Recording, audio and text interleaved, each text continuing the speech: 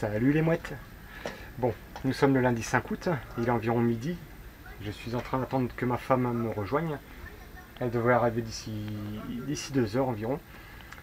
Je me suis réveillé à 9 heures, j'ai passé une très bonne nuit, très ressourçante.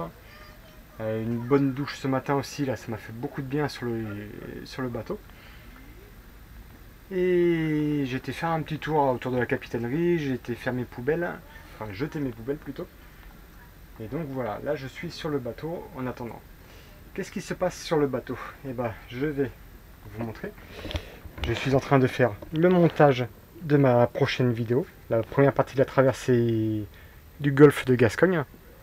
Et pendant que c'est en train de charger, de convertir en tout cas le fichier, qu'est-ce que je fais? Hop, c'est le bazar sur le bateau. Enfin, c'est pas le bazar.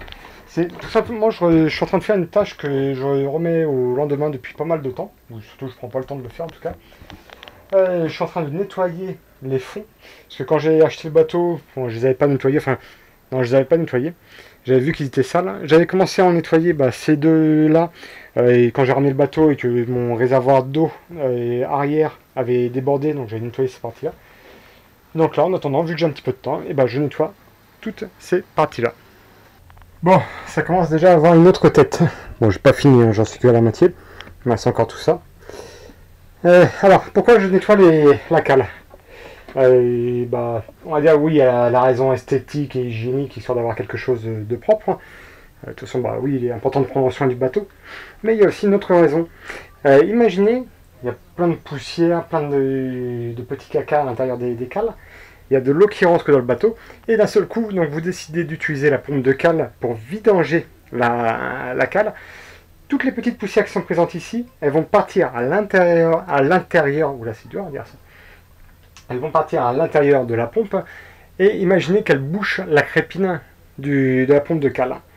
Là vous allez être bien embêté puisque votre pompe, que ce soit la partie électrique ou la pompe manuelle là, qui est depuis l'extérieur, elle vous servira à rien du tout puisque si c'est bouché, c'est bouché. Et en général quand il y a de l'eau dans le bateau, on préfère que l'eau soit à l'extérieur qu'à l'intérieur. Et donc là, pendant que je faisais mon opération, regardez l'importance. Bon, ça c'est l'ancien système de chauffage, vous inquiétez. Ça c'est l'ancien système de chauffage, donc vous inquiétez pas. C'est tout crassou, mais c'est plus opérationnel, donc on s'en fiche. Regardez l'état de la crépine de ma pompe de cale. Elle est complètement bouchée, il y a plein de poils, de cheveux à l'intérieur. Quand je dis complètement bouchée, il y a quand même 2-3 trous qui sont disponibles, mais c'est un peu juste si jamais je veux aspirer de l'eau en grande quantité. Donc je vais nettoyer tout ça. Et c'est là où on voit que c'est important quand même d'entretenir le bateau. Bon, voilà pourquoi c'est important de nettoyer les cales régulièrement. Clairement, là, je pense que ça n'a pas été fait comme depuis un petit moment. Je suis désolé là, pour les 3 anciens propriétaires du bateau qui suivent mes vidéos, mais il y a eu un peu de négligence à ce niveau-là. Regardez de quoi je parle. Là, on est au centre du bateau, enfin la cale centrale, là où toute l'eau qui est... Enfin, il suffit qu'il y ait de l'eau quelque part dans le bateau, systématiquement ça va couler dans ce puits. Et donc, quand je passe ma main à l'intérieur, hop, je suis pas dans le bon angle. Voilà. Regardez toutes les merdes que je ressors, sans parler de l'odeur. Donc c'est-à-dire, il suffit... Ici. Il suffit qu'il y ait plein de poussière partout. Le jour où il y a un petit peu d'eau dans le bateau, ça arrive forcément parce qu'il suffit qu'il y ait un réservoir qui se renverse, enfin qui s'ouvre, une bouteille qui se renverse. Systématiquement, ça prend toutes les poussières et ça ramène tout au centre du bateau, dans le puits, le puits central. Hein. Et donc la pompe est basée à cet endroit. Donc imaginez ce qui peut se passer quand vous avez besoin d'évacuer de l'eau en grande quantité. Vous aspirez tout ça dans la pompe et ça c'est un coup à foutre la pompe en l'air.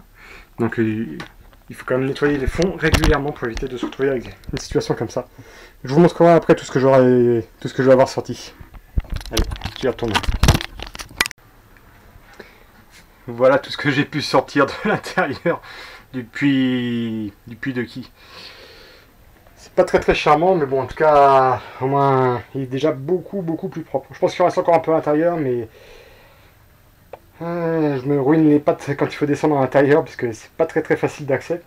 En plus là dans le fauteuil ici, j'ai le chauffe-eau. Hop. Donc c'est pour ça. C'est la raison pour laquelle je ne peux pas déplacer cette partie-là. Mais au moins le bateau va être beaucoup plus propre. Là je vais pouvoir remettre tout ça, les planchers en place, et je vais mettre un petit coup d'éponge dessus avant de les remettre en place. De façon à ce que ce soit propre pour l'arrivée de ma petite femme. Et donc l'autre avantage de faire ce genre d'opération, c'est que ça permet de connaître un peu mieux l'anatomie de son bateau. Savoir où se trouvent les choses, savoir où sont les différentes vannes, où passent les câbles électriques, où passe un petit peu tout. Et ça permet aussi de surveiller régulièrement l'état du bateau. Voir s'il y a des pièces à remplacer. Maintenant que c'est fait, que les fonds sont nickel, on va pouvoir retourner dehors avec un petit verre de menthe glacée, finir ce qu'on avait commencé. J'ai entendu que ça avait sonné, donc ça veut dire que les vidéos sont prêtes.